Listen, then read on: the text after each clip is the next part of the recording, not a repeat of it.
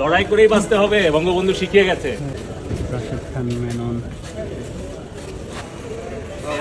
ভাই আজকে হরতাল। আজকে তো হরতাল ভাই। বলক ভাই হরতাল আজকে। বলক ভাই আজকে তো হরতাল। আপনারা করেন, সমস্যা নাই। লড়াই করেই বাঁচতে হবে, বঙ্গবন্ধু শিখিয়ে গেছে। আর হ্যাঁ, ওই যে আঙ্কারে যে পুলিশ সদস্য ছিল না, ওই যে ছত্রভঙ্গ করছিল, কাউরে না পিটায় কাউরে না মাইরা, ওটা খুঁজে পাওয়া গেছে। নাম রিয়াদ হোসেন, ডেমরা পুলিশ লাইনে। দেখেন সামাজিক যোগাযোগ মাধ্যমে ভিডিওটি ভাইরাল হলো, তখন আসলে আসসালামু আলাইকুম, ব্রেকিং নিউজ। এইবার আওয়ামী লীগের নেতাকর্মীদের নিয়ে গুরুত্বপূর্ণ এক ভয়াবহ তথ্য প্রকাশ করেছে পিনাকি ভট্টাচার্য। আপনারা দেখেছেন ভিডিওর ইন্ট্রোতেই যে পলক বলছে কি যে লড়াই করে বাঁচতে হবে, এটা শিখিয়ে গেছে বঙ্গবন্ধু। তাদের এখন বেরি খাওয়ার টাকা নেই, জেলে ভয়াবহ এক পরিণতি, এবং সেই পরিণতি তাদের কারণেই কিন্তু আজকে হয়েছে। শেখ হাসিনা কি করেছে তার ক্ষমতাকালে সেটা আমরা সকলে জানি। এখন তাদের কি অবস্থা, কিভাবে তাদেরকে এখন বেঁধে নিয়ে যাওয়া হচ্ছে, সেই সকল বিষয় নিয়ে কিছু গুরুত্বপূর্ণ তথ্য দিয়েছেন পিনাকি ভট্টাচার্য। সেই ভিডিওগুলো আপনাদের সাথে শেয়ার করব। এদিকে নতুন একজন পুলিশ সদস্য, তিনি সোশ্যাল মিডিয়াতে ভাইরাল হয়েছে, সে সম্পর্কে কি বলছে পিনাকি দাদা, ভিডিওতে দেখে আসি। আশা করছি ভিডিও জুড়ে ডিল করছি। ঠিক একই ভাষায় আওয়ামী লীগের তীর্থভূমি ধ্বংস করার শর্ত এই অনুশোচনাহীন আওয়ামী লীগারদের অবদান। আমরা কোন আওয়ামী ফ্যাসিস্ট সাইকোপ্যাথকে সমাজে থাকতে দেব না। মাত্র কয়েকদিন আগের গণহত্যার কথা অস্বীকার করে। এরা মানুষ, এদের আপনি মানুষের মর্যাদা দিতে চান, এদের আপনি গণতান্ত্রিক অধিকার দিতে চান। গ্রেপ্তার করে গ্রেপ্তারকৃত হতভাগ্যের স্ত্রীকে রোজা ভাঙ্গায় ধর্ষণ করে যে হাসিনার পুলিশ, একবার না বারবার এই ভয়ঙ্কর ইতিহাস সামনে আসতেছে।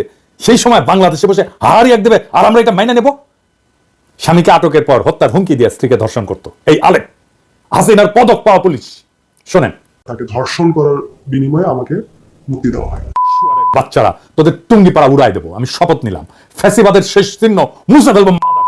দে দেখে কত হাড়ি এক দিতে পারিস। জাউরার সাথে ডাবল জাউরমে করা হবে।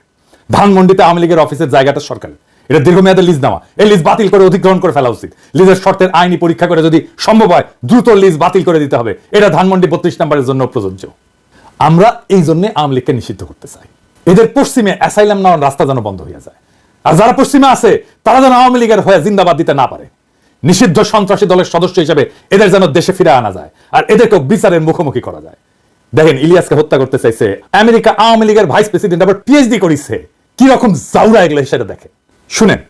ইসলাম যদি আমাকে অ্যালাউ করতো কাউকে খুন করা, এক নম্বরে আমি খুন করতাম দিস গোয়িং টু লাইফ, এক নম্বরে আমি খুন করতাম ওই একে কি বলে ইলিয়াসকে।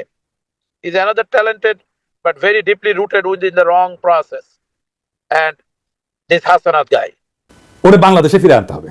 আগে থেকে আমেরিকা আইনি ব্যবস্থার মুখোমুখি করতে হবে। আমেরিকায় যারা আছেন তারা ব্যবস্থা নেবেন। বেশি এক্সাম্পল লাগবে না, মোটামুটি 20-25টা এক্সাম্পল তৈরি করতে পারলে এরা প্যাকেট হয়ে যাবে। এরা ভিতর দিন ওই যে কইছে না হাতিম মজুমদার অস্ত্র হাতে গেরিলা যুদ্ধ করবে, ওই মুখেই মারিতম ওরা। আমার কাছে মনে হয় এই দেশকে এইখানে একটা যুদ্ধ শুরু হয়ে গেছে। এই যুদ্ধে এখন আমাদেরকে স্বাধীন করবার পালা। অস্ত্র হাতে নামতে হবে, এখানে গেরিলা যুদ্ধ করতে হবে, এখানে আমাদেরকে ট্রেনিং নিতে হবে। হার্দিক মজুমদাররা তো জুলাই আগস্টে আমাদের সাথে অস্ত্র হাতে যুদ্ধই করেছিল। সাথে ছিল police, army, RAB, BGB, Chhatra League, Jubo League, এমনকি আর্মি। পারে নাই। ওরা ওই একটা অস্ত্র নিয়ে ওরা যুদ্ধ লড়তে পারবে। আমরা পরাজিত হইতে পারি, আমি মেনে নিলাম আর কি। যদি সব বাকশালী হয়ে যায়, ওদের চামড়ার বন্দুক আছে না, ওটাতে বাতাসের গুল্লি মারে, টার্গেট বরাবর না হইলেও অসুবিধা নাই, ফাঁকে মারলেও নাকে লাগবে, শিওর শট। হৃদয় সাহেব বুঝা দেন, বন্দুকের গুলি ছুড়ে দেন। শুনিস হার্দিক, মুলা লাগবে, মুলা পাঠামু আর পচা গরু খা কিছুদিন, দেখ পারিস কিনা। আরামজাদা আওয়ামী লীগারদের ফেসবুক প্রোফাইল দেখলে ব্লক করবেন, ওদের বাবলের মধ্যে আটকায় ফেলেন। দেখবেন না ওদের পোস্ট, ইন্টারঅ্যাক্ট করবেন না ওদের পোস্টে, ওরা শুকায় মরবে। আমরাই দেশের 95% মানুষ, ওদের এইভাবে বিচ্ছিন্ন করে দিলে ওরা শুকায় মরবে। সোশ্যাল স্পেসে ইউটিউবে আনসাবস্ক্রাইব করবেন যদি ওদের চ্যানেল থাকে। আর একটা বিষয়, ওই যে পুলিশের ইউনিফর্ম তো বদলাইতেছেন না, ভালো, কিন্তু পুলিশের লোগো বদলাইতে হবে। যে লোগোর মধ্যে নৌকা আছে, অভিশাপের চিহ্ন। কিভাবে পুলিশকে পুলিশ লীগ বানানো হয়েছে সেটার অডিও ক্লিপ ফাঁস হয়েছে, শুনেন। এই যে বেনজির আরামজাদার কথা শুনেন। আমেরিকার স্যাংশন পাওয়া কোটি লুকে আছে, এটা বের করেন, শুনেন। জি স্যার, আপনি আপনার বক্তব্য কন্টিনিউ করেন স্যার, প্লিজ। Thank you. তো আমরা ওই দিকে যাই। Thank you so much. আমি একটু তরুণ কথা উত্তর দিই। আওয়ামী লীগ যত রিক্রুটমেন্ট হয়েছে এগুলো কিন্তু সব পুলিশ ভেরিফিকেশন করে রিক্রুটমেন্ট করা হয়েছে, ঠিক আছে? যে কারণে এরা ক্ষমতা এসে কিন্তু সারদা থেকে প্রচুর লোককে তারা পুলিশ ট্রেনিং থেকে বাদ দিয়ে দিচ্ছে। কেন বাদ দিচ্ছে ইউ ক্যান আন্ডারস্ট্যান্ড। আমরা আমাদের সময়, আমি যে কদিন ছিলাম বা তার আগেও আওয়ামী লীগের আমলে আমাদের জানা মতে মানে ওই ভিন্ন মতাদর্শে কোনো লোকজন সহজে ঢুকতে পারে নাই, বিকজ এগুলোকে সব আগে পুলিশ ভেরিফিকেশন করে এরা কে কোন মতাদর্শে সেগুলো নিশ্চিত হয়েই চাকরি দেওয়া হয়েছে। এটা আপনার জানার জন্য। এই জন্য কিন্তু ওই কালকেও কোথায় পরশুদিন কোথায় কথা বলছিলাম, তারা বলছিল যে এরকম লোকজন বলে যে এটা বেনজিরের বাহিনী, ঠিক আছে। এবং পুলিশকে কিন্তু এরা বিশ্বাস করে না, এরা খুন করে পুলিশে খুন করে ক্ষমতায় আসছে, আবার এরা কিন্তু পুলিশকে বিশ্বাস করে না। যদিও এই মুহূর্তে তারা প্রচুর লোকজন নিয়ে আসছে, ওই যে রিটায়ারমেন্ট থেকে এখান থেকে সেখান থেকে এনে বসিয়েছে। ওই যে আপনার 2008 সালের আগে 9 সালের আগে যারা রিক্রুট ছিল পুলিশে তাদেরকে সামনে নিয়ে আসছে, এইভাবে কিছু লোকজনকে সামনে নিয়ে চালানোর চেষ্টা করছে, কিন্তু বেসিক্যালি কিন্তু তারা পুলিশকে বিশ্বাস করে না। তারা মনে করে যেগুলো আওয়ামী লীগের সমর্থক, পুলিশ ইন্টার বাহিনী আওয়ামী লীগের সমর্থক। আর আমি মনে করি যে এই আওয়ামী লীগের পুলিশ বাহিনী তো আসলে বঙ্গবন্ধুর নেতৃত্বে কাজ করার ঐতিহ্য ইতিহাস আছে। আপনারা জানেন যে আপনার 25শে মার্চ কাল রাত্রে তো যে অ্যাটাক গুলো হয়েছিল তার মধ্যে প্রধান হচ্ছে রাজারবাগ পুলিশ লাইন, এবং তারাই প্রথম কিন্তু স্বাধীনতার সপক্ষে প্রথম গুলি বর্ষণ তারাই করেছে কিন্তু পাক আর্মিদের বিরুদ্ধে। তো ওখান থেকে কিন্তু এদের একটা এই বাহিনীর একটা ঐতিহ্য আছে, প্রো আওয়ামী লীগ ঐতিহ্য বা প্রো লিবারেশন ঐতিহ্য আছে। এবং কন্টিনিউয়াসলি মাঝখানে যদিও অনেক বছর আওয়ামী চেতনার যারা বিরোধী তারা ক্ষমতায় ছিল, তাদের লোকজন ঢোকানোর চেষ্টা করেছে, but end of the day আমি মনে করি এখনো এই প্রো লিবারেশন বা প্রো এল ফোর্স এই ফোর্সের মধ্যে বা সদস্য এই ফোর্সের মধ্যে সংখ্যাগরিষ্ঠ। তো সে আস্থা থাকতে হবে, আমার মনে আস্থা থাকা ভালো। এবং এন্ড অফ দি ডে দেখবেন যে এরাই আপনার একসময় সহযোগী হয়ে দাঁড়াবে আর কি। এই মুহূর্তে হয়তো না পারলেও কোন একটা সময় সহযোগী হয়ে এদের সহযোগিতা আপনারা পাবেন। আর আমি চেষ্টা করছি পুলিশ বাহিনীর সদস্যদের যারা আপনারা জানেন যে প্রচুর লোকজন তো যখন 5ই আগস্টের পরে প্রচুর পুলিশের সিনিয়র অফিসাররা কর্মস্থল ত্যাগ করে গেছে, আর আসে নাই।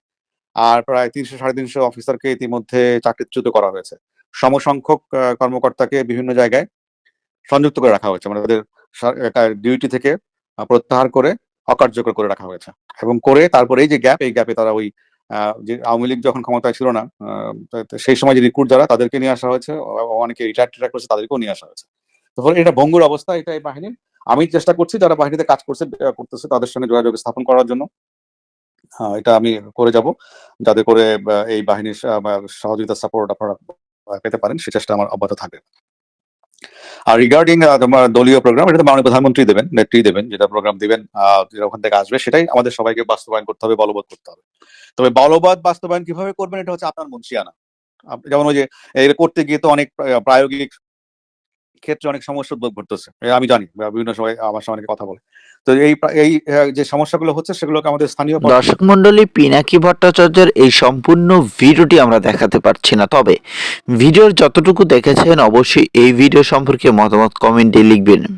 পিনাকি দাদা মানেই নতুন কিছু, পিনাকি দাদা মানেই ভয়ঙ্কর কিছু, পিনাকি দাদা মানেই ভালোবাসার এক টুকরা জিনিস। তিনি সবসময় সত্যই কথা বলেন, সত্যের পথে চলেন। বাংলাদেশকে তিনি যেভাবে নিয়ে যাচ্ছেন এবং ছাত্র সমন্বয়কদের তাদের যেভাবে তিনি চলতে বলছেন সেভাবেই কিন্তু চলছে, এবং বিদেশের মাটিতে থেকেও কিভাবে নেতৃত্ব দেওয়া যায় সেটা কিন্তু পিনাকি ভট্টাচার্যকে না দেখলে বোঝা যেত না। যাই হোক, এদিকে ফ্যাসিস্ট শেখ হাসিনা বাংলাদেশে নাই, তবে অন্তর্বর্তীকালীন সরকার তিনি কি করবেন তার পদত্যাগের কিন্তু ইতিমধ্যেই হয়তোবা বিদায় ঘণ্টা বেজে যাচ্ছে। সকলে চাচ্ছে যে এই অন্তর্বর্তীকালীন সরকার বিদায় হোক, কি বলেন?